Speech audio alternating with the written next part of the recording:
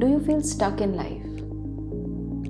क्या आपको लगता है कि सब कुछ ठीक चलते हुए भी आप बहुत खुश नहीं हो, पूरी तरह खुश नहीं हो पा रहे हो, और क्योंकि कोई प्रॉब्लम दिख नहीं रही है आसपास, लाइफ ठीक चली रही है, तो आप समझ भी नहीं पा रहे हो कि ऐसा क्यों हो रहा है, और किसी को बता भी नहीं पा रहे हो, कोई समझ भी नहीं पा रहा है कि आखिर प्रॉब्लम क्या है। लोग बोल रहे हैं सब कुछ तो ठीक चल रहा है, may be you have a job और यू हैव अ फैमिली, तो सब कुछ तो ठीक चल रहा है, बट अंदर ही अंदर कुछ है जो आपको परेशान कर रहा है, कुछ है जो आपको पूरी तरह खुश नहीं होने दे रहा है। कुछ करते हो आप माइंड डाइवर्ट करने के लिए कि चलो कुछ अच्छा म्यूज़िक सुन लिया, अच्छी मूवी देख ली, ट्रैवल पे चले गए, दोस्तों के साथ समय बिता लिया, लेकिन जैसे ही ये चीज़ें ख़त्म होती हैं और वापस आप अपने रोज़ के ज़िंदगी में आते हो, फिर वो एक फीलिंग आपको बॉदर करती है, एक स्टक फील होता है, जैसे कि आप फंस गए हो कहीं,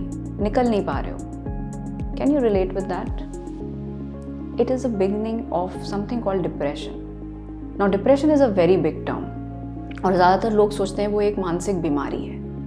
डिप्रेशन एक बीमारी नहीं है, फीलिंग स्टक एक बीमारी नहीं है, ये एक स्टेट ऑफ माइंड है, एक पर्टिकुलर माइंड स्पेस है जहाँ पे हम कभी कभी चले जाते हैं और फंस जाते हैं और हमें पता नहीं होता उसमें से बाहर कैसे निकले। इसकी बहुत सारी वजह हो सकती है, ज़रूरी नहीं है कि बहुत ड्रास्टिक कुछ हुआ हो आपकी लाइफ में, ऐसा ज़रूरी नहीं है। हो सकता है आप बाकी सब चीज़ें सही चल रही हो, फिर भी आप ऐसा फील कर रहे हो, और अपने एंड पे चीज़ें करने के बावजूद अगर आप इसमें से बाहर नहीं निकल पा रहे हो, 1 हफ्ता, 2 हफ्ता, 1 महीना, कुछ महीने हो चुके हैं और आपने सब कुछ ट्राई कर लिया है, लोगों से बात भी कर ली है, थोड़ा रिलीफ मिला है, but again you are feeling like that, in that case you should seek help.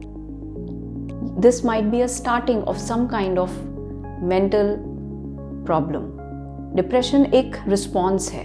कहीं ना कहीं हम जब फील करते हैं कि लाइफ में हम जो करना चाह रहे हैं वो नहीं हो रहा है किसी ना किसी वजह से, बहुत डीप लेवल पर, तो हम डिस्कनेक्ट करने लगते हैं लाइफ से, क्योंकि बहुत मुश्किल है डील कर पाना, तो हम डिस्कनेक्ट करने लगते हैं, और कहीं ना कहीं ये डिस्कनेक्शन फिर इसके साथ और सारे इमोशंस आने लगते हैं, और वो बहुत डीप इशू बन जाता है जो हम अकेले हैंडल नहीं कर सकते।